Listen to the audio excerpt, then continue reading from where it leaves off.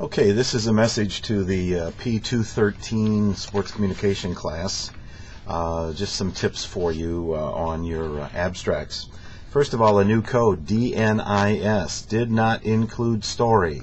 It's a requirement. You must include the story. Don't give me a website. Include the story. Staple the story, the original story, after your abstract. Don't put the original story, then the abstract when you hand it in. DNIS, a lot of you fail to include the original story. Attendance is a factor. You must attend, you must sign, and you must bring one of those pre-printed forms with you when you come to class. I won't be handing those out. If you're not prepared, I will not accept the ripped out of a notebook kinds of things. On the very first week of class, you received information about a fantasy name. I still don't have fantasy names from a good number of you in the class. Those are severely overdue. Without a fantasy name, you will not know what your grades are in the class. I must have that fantasy name, and I must have it now. One word, and make sure it is only one word. Don't try to combine two words into one. No numbers, no longer than 10 letters. And for gosh sakes, I shouldn't have to say this, it cannot be offensive to any group, subgroup, or anything else. So you understand what needs to be done. Tell me who you are in the story. Highlight it, underline it, put it up at the very top of what you're telling me. Don't make me guess. If I have to search for it, I have to look all over your paper, then you're not going to get a passing grade on it. Tell me right off the top who you are. Do not say, if I. No, there's no such thing as if I. You are. And don't say, someone should. You are in charge. You tell me who you are. Do not say, I am a member of a committee. Committees don't do things. People in charge, with authority, with titles. And when you're picking a real person, be sure you have his name spelled right or her name spelled right, and the title is correct. Proof your copy. Don't hand in stuff that you have not proofread, where there might be spelling errors.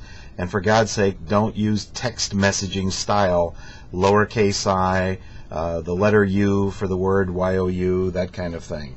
I don't have, with the number of people that are in the class, time to read in depth. So when you are handing in something, don't give me a lot of background. That's what the original story is about.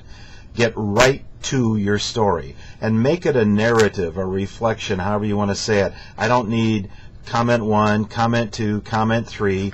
Just start with whatever it is you are going to do to make what happened right, and make what you say plausible. Don't just go out there, well, I own the club and therefore boom, boom, boom. Also, make sure you understand the situation. Sure, there have been people punting into the new scoreboard in the Dallas Stadium. And sure, you can come in and order him to raise the scoreboard. You certainly have the right to do that. However, it's as though you don't understand the scoreboard is already 5 feet higher than what the NFL recommended. So, you know, before you get too holier than thou with what you're going to order him to do, then what you need to do is understand the story. You made a mistake. It's not high enough. So apologize and then ask him to comply. But don't act like he's all wrong and you're all right. Understand the whole story. And also understand that in any kind of a trial you are innocent until you are proven guilty. So be careful when somebody is arrested for something. You don't act before you have everything that you need. That cliche is, well, they wouldn't have arrested him if he hadn't done something. Come on, people. You know better than that. And so what you want to do is make sure you can be cautionary. You can say he was arrested, and you can say we're waiting until the results and we will take this seriously. That's all fine. But don't just because someone was arrested say, okay, we're suspending him for the rest of the year. You know, there's kind of this thing about you're innocent until you're proven guilty. I think that still works in this country. All right, and then don't overwrite your papers.